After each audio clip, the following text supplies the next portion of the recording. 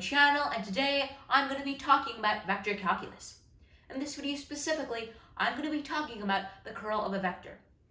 It is important to realize that we must have a substantial knowledge of partial derivatives and determinants because we're going to be using them a lot today. Our main goal in this video is to solve these two problems over here. So what is the curl? Like any other operation in vector calculus, the curl measures something in a vector field. A vector field is essentially a vector plotted at each point of a coordinate plane. So, let's just say we analyze this point over here. And the vectors near this point are like this. The curl's main purpose is to analyze and determine how much rotation is around this point. For example, we have a fair amount of rotation around this point over here. If we have a lot of rotation, the curl tells us that. If we have less rotation, the curl also tells us. So the main question, or that the curl gives an answer to, is how great is the rotation around a specific point on a vector field. So that's what the curl is. So the curl is essentially proportional to the rotation in definition. So that's what the curl is. Now, let's analyze the divergence and the curl. Divergence is another one of the operations in vector calculus. So the divergence, the curl. Okay, so let's talk about vector analysis. Now, vector analysis is a subject, and sometimes you use divergence and curl because they're essentially vectors. But essentially, vector analysis is just research in mathematics about vectors. So it is important to realize that the divergence uses the dot product, whereas the curl uses the cross product. The cross product is represented with an X, whereas the dot product is represented with just a dot.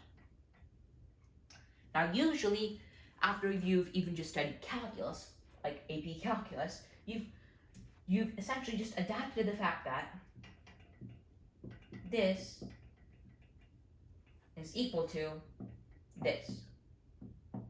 We're saying that the dot is equal to x, that they're the same. But in vector calculus, which we'll abbreviate VC,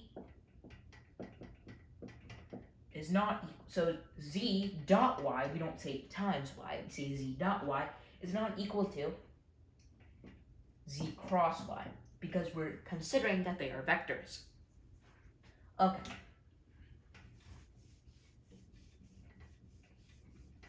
Now, we also have to look at some of the other key important things about the dot product and the cross product. Notice that when we take the dot product of two vectors, we get a scalar as a result. And we saw this in our previous video about the divergence. As you can see, the curl involves a cross product. So if the gradient, which is another vector operation, takes a scalar, gives us a vector, the divergence essentially takes a vector and gives us a scalar, then what does the curl do? Well, a good guess would be the curl takes a vector and gives us a vector, and that's indeed right. So we take a vector, we're going to get a vector in return. Okay, now the curl is probably one of the most complicated ones in all of the operations in vector calculus, including divergence, curl, and the gradient. Okay, now that we've talked about vector analysis and the relationship to some of the things in vector analysis, like the dot product, let's talk about the determinant, and structure the determinant specifically for the curl in vector calculus.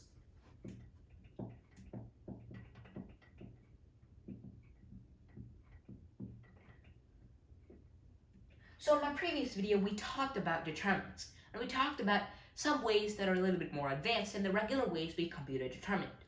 In this video, we're just going to be using the ordinary ways that people compute the determinant. So for example, the structure of a determinant specifically for the curl is just going to be I hat, j hat, k hat,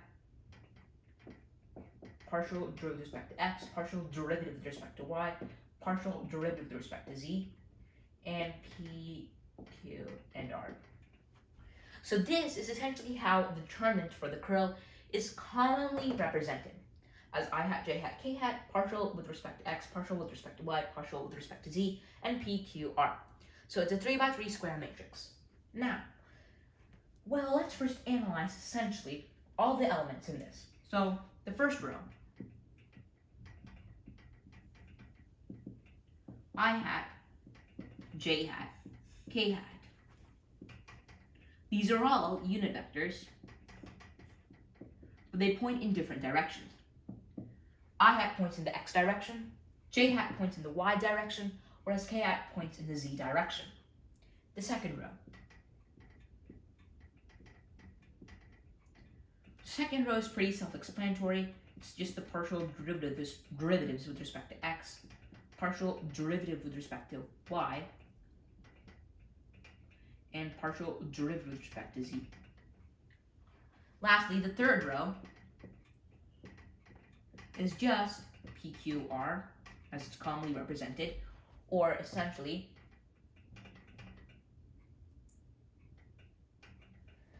the corresponding terms to I hat, j hat, and k hat. So if we take problem 1 over here, and as you can see over here we have I hat, j hat, and k hat, y secant squared x would be p because it's the corresponding term or the corresponding part for I hat. Similarly, q is for j hat and r is for k hat. Okay, now that we've analyzed the rows and understood what each of the elements are, let's talk about how we actually compute the determinant.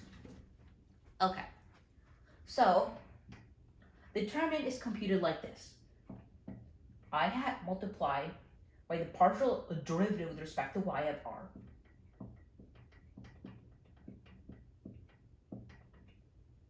and then subtracted by partial derivative with respect to z of q plus, so let's just write this like this. So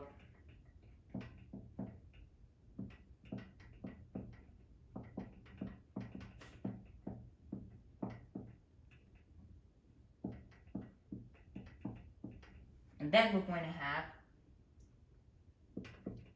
plus, well, minus j hat times the partial derivative with respect to x of r subtracted by the partial derivative with respect to z of p,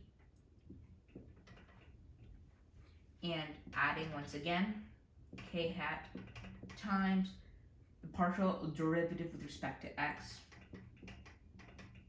of q subtracted by the partial derivative with respect to y of p. Okay, so this is essentially just the formula for the determinant over here. So the determinant on the right hand side is essentially just equivalent to this formula on the left hand side. So as you can see, we have I hat, j hat, and k hat. And notice that when we have, for example, x plus xi hat plus yj hat plus zk hat, this is essentially just the vector x, y, z. Now, as we can see, the determinant results in a vector, especially when we have algebraic terms.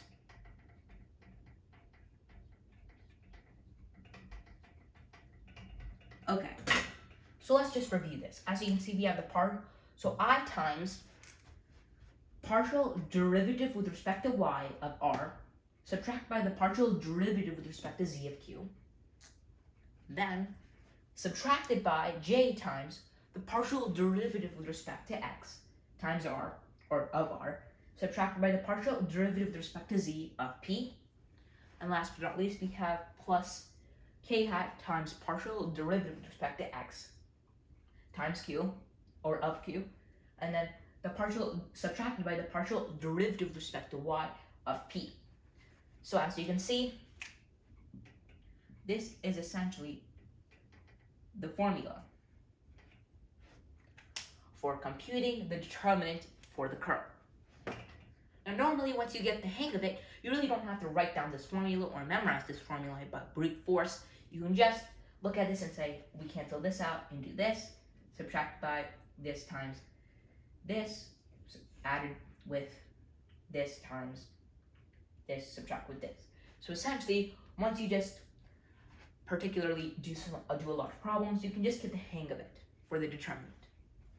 Okay, now let's actually start by doing one of the problems.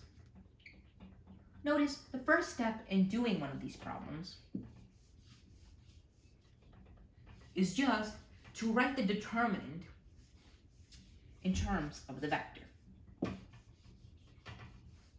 So what I mean by that is if we take problem 1, let's just put it into the form of this determinant. So we can erase.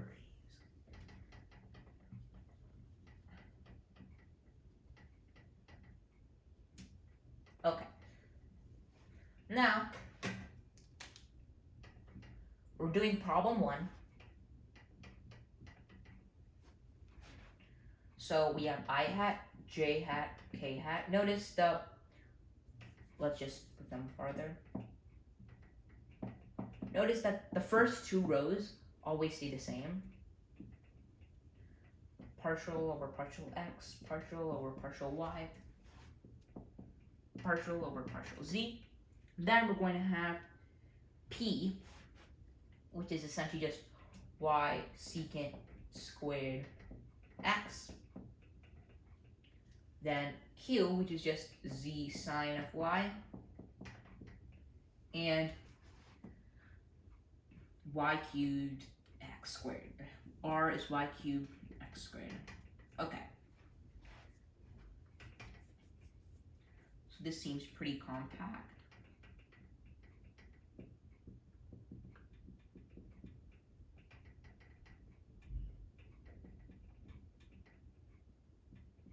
Okay.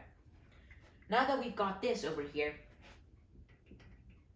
for the determinant, let's actually start calculating it. So we have I hat multiplied by the partial derivative with respect to y of y cubed x squared, subtracted by the partial derivative with respect to z of z sine y. Okay.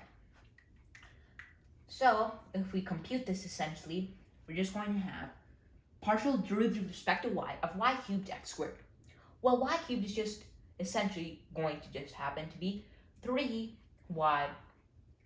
squared, and x squared is just going to remain constant. So we have 3y squared x squared, subtract by partial derivative with respect to z. Z is going to be 1, so sine of y. Simple. And we're going to multiply it by I hat. Notice that the I hat isn't essentially just a term to be multiplied.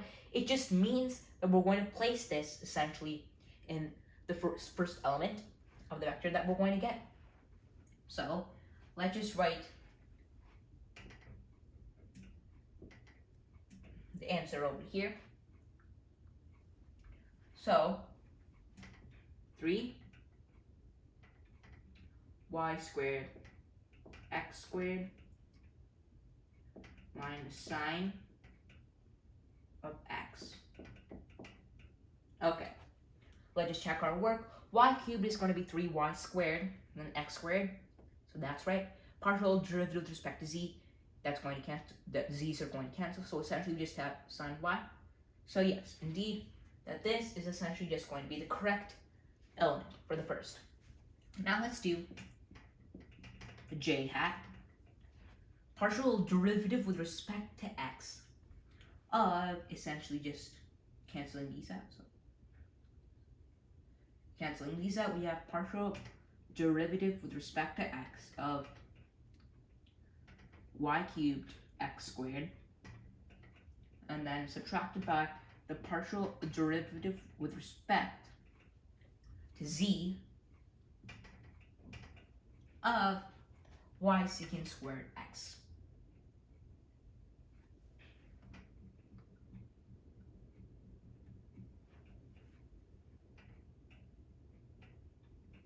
Okay.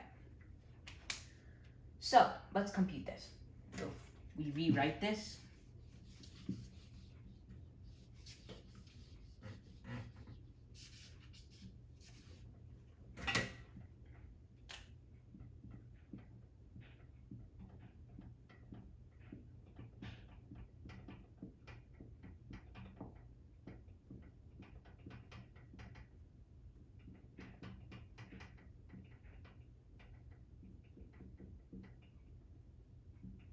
Okay. Now, as you can see over here, we wrote down for the essential j hat term. Then we can see that partial derivative with respect to x of y cubed x squared is just going to be 2y cubed x, or 2xy cubed. As you can see, we're doing j hat times partial over partial x times this, subtract by partial y, partial over partial z times of y secant squared x. So how this works is essentially, for example, for the I hat term, we cancel these out, so it's like this, and that. And then over here, we have partial derivative with respect to x of this, subtract by partial derivative with respect to z of this. And last, for k, we're just going to do this over here, so it's like this, this, and then this. Okay. So we have 2xy cubed, subtract by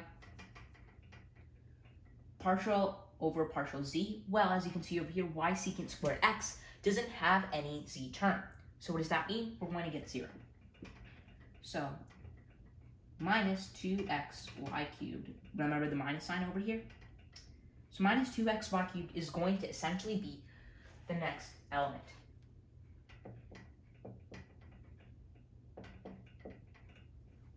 Okay, let's just check our work. Partial derivative with respect to x of y cubed x squared, that's going to be 2y cubed x, or 2xy cubed. And the partial derivative with respect to z of y secant squared x going to become 0 because there's no z. Then that means it's just going to have minus, because we have the minus sign over here, minus 2xy cubed. So for the last step, which is next,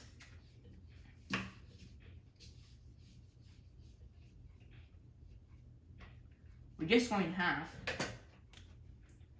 the partial derivative, essentially. So we're going to have k hat partial derivative with respect to x of z sine of y subtracted by partial derivative with respect to y of y secant squared x. As you can see, the partial derivative with respect to x of z sine of y is going to become 0 because there is no x. And then we're going to have the partial derivative with respect to y of y secant squared y. Well, that has essentially just, this y secant squared x. Y secant squared x, well, the partial derivative with respect to y of y secant squared x is just going to be secant squared x. And we have the minus sign, so minus secant squared x. So minus secant squared x. We're going to plug it in over here.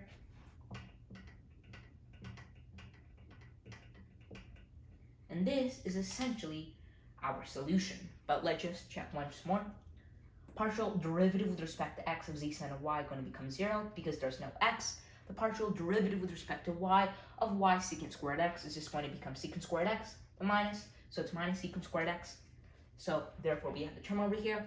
And if we just look at the determinant, we can check it. Partial over partial y, 3y squared x squared, subtracted by sine of y. So that's right. Then j hat times partial over partial x times y cubed x squared. That's going to be 2xy cubed.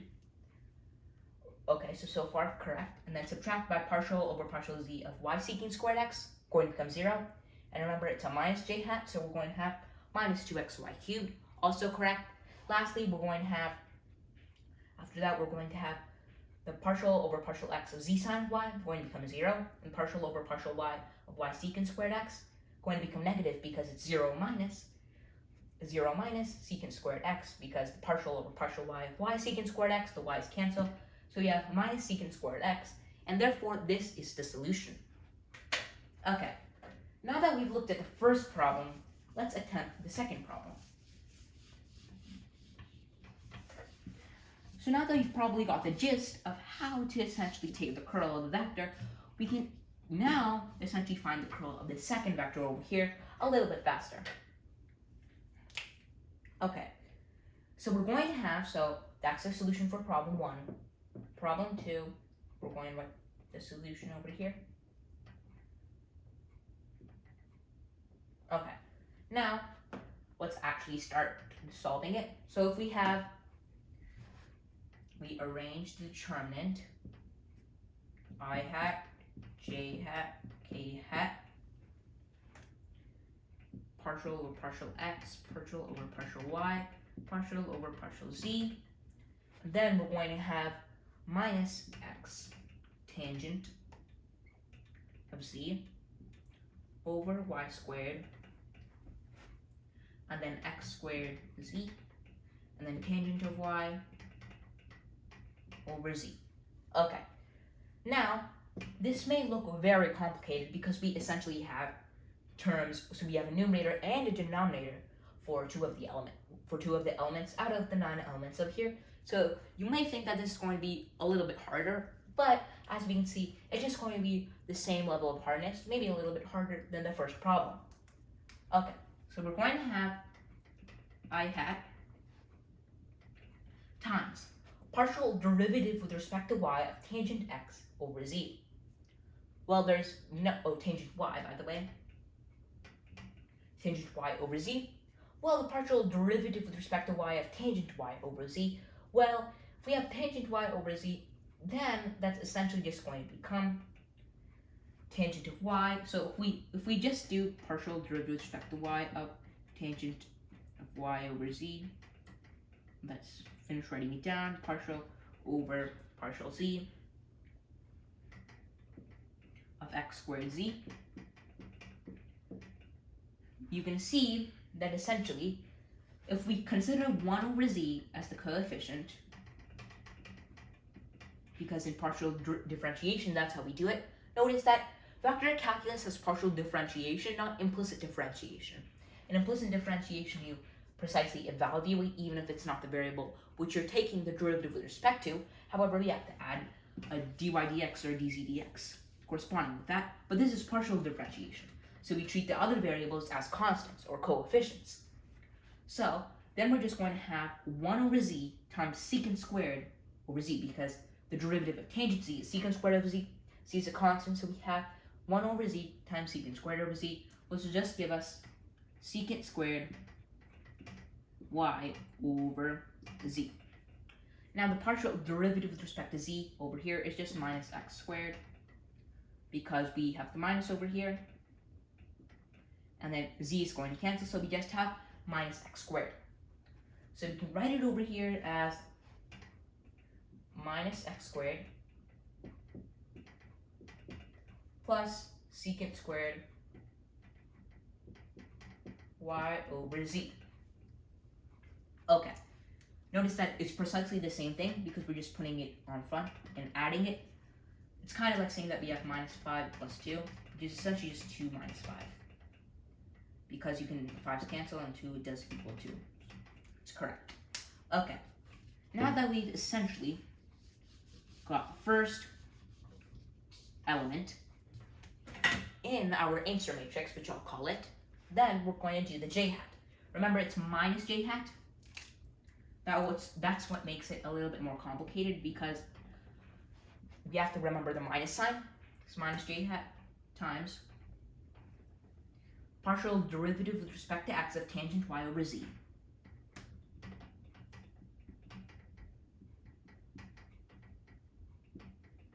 Subtract by the partial derivative with respect to z of minus x tangent z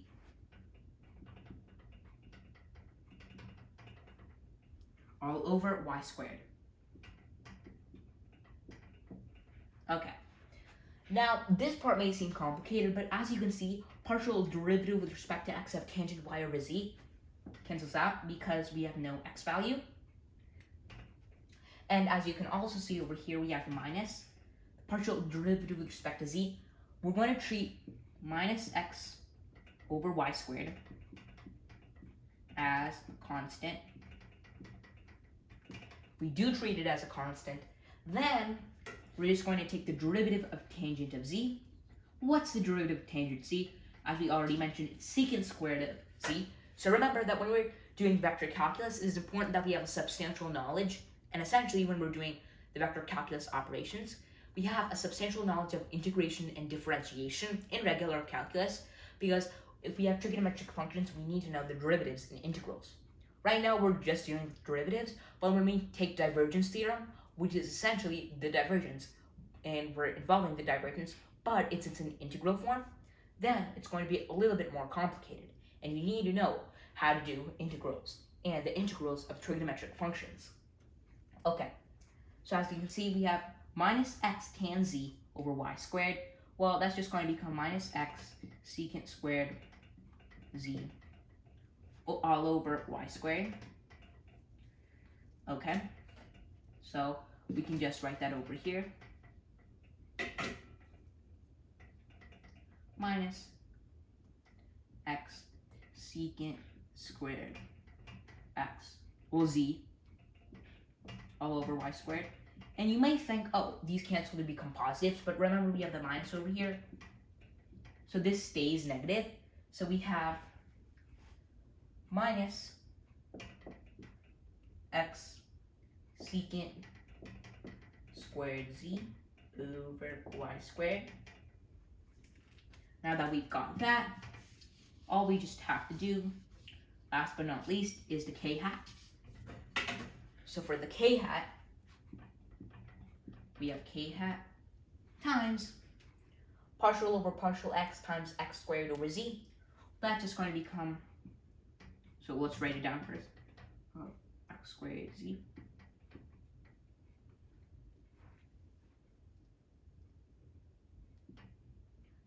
And then we're going to have subtracted by partial over partial y of partial over partial y of minus x tan z over y squared. Okay, so partial over partial x for x squared z is pretty simple. That's just 2xz. So here's the complicated part. We have minus the partial over partial y of minus x tangent z over y squared. Notice that the y term is on the bottom, it's on the denominator, which means that we just can separate it. So we have 1 over y squared times minus x tangent of z, or we treat this as the constant.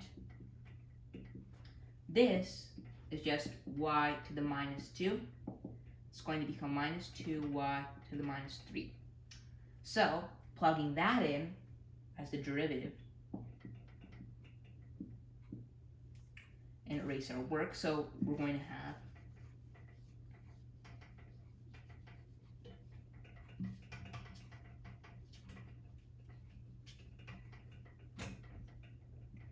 so as you can see, we're going to have minus 2 times minus x tangent to z. Well, that's just, well, what is that going to be? Well, minus 2 times minus x tangent to z, that's just going to become 2x tangent of z all over y cubed. And notice that this is going to become minus because we have the minus over here. So this is essentially just going to be our last term, which we can write over here. 2x z minus 2x tangent of z all over y cubed. Let's recap. Partial over partial x of x squared z. That's just going to become 2xz. Simple. And then we're going to have partial over partial y of minus x tan z over y squared. Well, 1 over y squared, taking the derivative of that, is going to be minus 2y cubed. Well, we're going to take nax to the n minus 1. In this case, it's nx to the n minus 1 because we have no coefficient with y. But if we do, then we're going to get minus 2 times x, 2 times 1 over y cubed. So minus 2 times minus x is going to become 2. So 2x tan z over y cubed. This minus makes it a minus again. So therefore, we get that. So let's just recap the whole thing, and then we can make this video to an end. So partial over partial y of tangent y over z is secant squared y over z. As we see over here, and partial over partial z of x squared over z, that's just going to become x squared and minus x squared. So we have minus x squared plus secant squared of y over z, which is precisely correct. Then we're going to have partial over partial x of tangent y over z, which is going to become 0. Partial over partial z of minus x tangent z over y squared. Tangent of z becomes secant squared of z, so we have minus x secant squared of z, and then we have the minus, so it's going to become plus x tans secant squared over z over y squared. But remember, we have a minus over here again, so it's just going to become minus x secant squared over z over y squared, because this becomes 0, and this is just going to become minus x secant squared over z over y squared. Last but not least, we have partial over partial x of x squared over z, which is 2xz. And then, since it's 2xz, we're going to have partial over partial y of minus x tangent z, which is just going to become minus 2 times the minus x, 2x tangent z over y cubed. But remember, we're going to have a minus, so it's going to become minus 2x tangent of z over y cubed. So 2xz minus 2x tangent of z. Now that we have talked about that, we can make this video to an end, but let's recap. So in this video, we talked about the curl of a vector. Notice that the curl and the divergence are very different because the curl involves the determinant. We also talked about the structure of the determinant for the curl. As you can see, it's over here. For the first 2 rows, it's always the same. In P, Q, R, the corresponding terms with I hat, J hat, and K hat, as you can see. And these are the solutions. And then we did 2 problems, which is essentially these 2 over here, and got the solutions. Notice that the curl is just representing or answering the question, how great is the rotation around a specific point on a vector field. So the answer to that is the curl. And sometimes we can actually plug in points to the solution to essentially see how great the rotation is. Now that we've talked about that, we can make this video to an end. If you like this video and if you like this channel, please subscribe to learn more. Thank you.